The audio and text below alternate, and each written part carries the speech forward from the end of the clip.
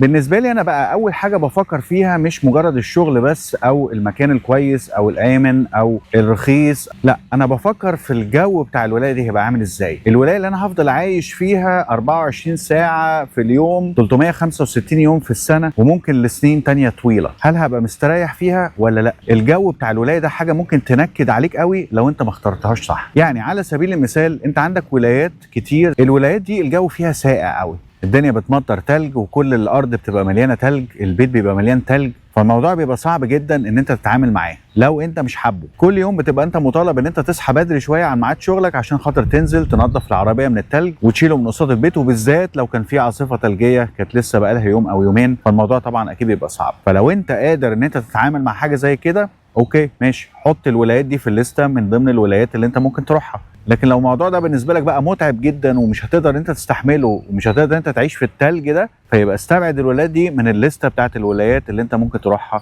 في امريكا.